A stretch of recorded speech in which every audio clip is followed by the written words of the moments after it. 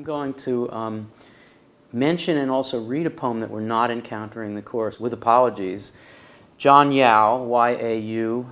If he fit in the course, it's probably chapter 8, as a kind of a relationship to the painting, poetry, ut pictura poesis analogy that the New York poets are interested in. It's called 830 Fireplace Road. It's an address. And it riffs off of a statement by Jackson Pollock. Pollock, of course, was the painter who he developed into action painting, so he dripped and dropped things. So that there really is no way of looking at a Pollock painting and deciding, well, that's about this jalopy full of Jodes going to California. There's no story there at all. And Pollock said, when I am in my painting, I'm not aware of what I'm doing. It's only after a sort of get acquainted period that I see what I have been about. I have no fears about making changes, destroying the image, etc., because the painting has a life of its own. When I'm in my painting, and in this course, the poets are all in their poems, and they're not quite aware of what they're doing, and the poems essentially are written. So here's John Yau's 830 Fireplace Road. When I am in my painting, I'm not aware of what I'm doing. When aware of what I am in my painting, I'm not aware. When I am my painting, I'm not aware of what I am. When what when, what of, when in, I'm not painting my I. When painting, I am in what I'm doing, not doing what I am. When doing what I am, I'm not in my painting.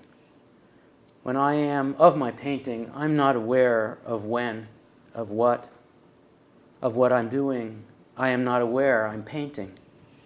Of what, when, my, I, painting, in painting.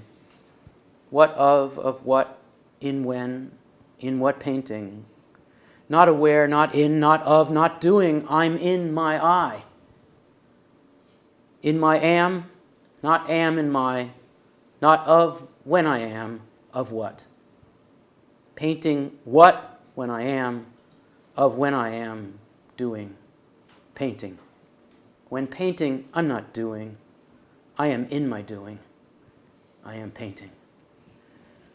I almost don't need to say anything about that poem. It's so fabulous in its thinking about the poet's relation to the writing, and the writing is the thing. But I did want to say one thing that's a generalization for the course that comes from that poem and so many of the others we'll be talking about. And that is, clearly for John Yau and for these other poets, as you'll see, the how of what they're doing is the what. How you say what you say is what you say. How you say what you say is more important than what you say. The how of what you say is what you say. Form is content. We are going to read, that is to say, interpret form. Poetry is the one means of communication that we have that focuses almost entirely on its formal qualities.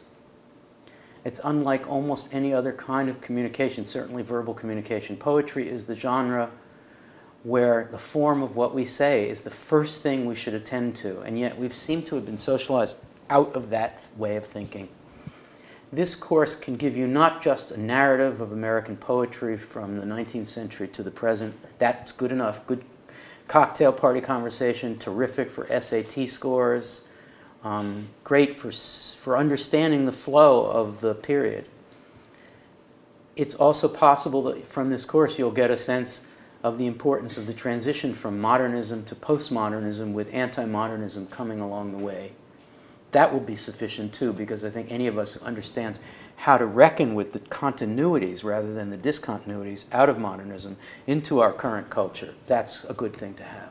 But finally, those things pale in comparison to the goal simply of learning how to undo the way we learn to read, to re-socialize ourselves into shifting our attention with language so that language doesn't simply function as denotative, descriptive, and narrative. There's plenty of that out there.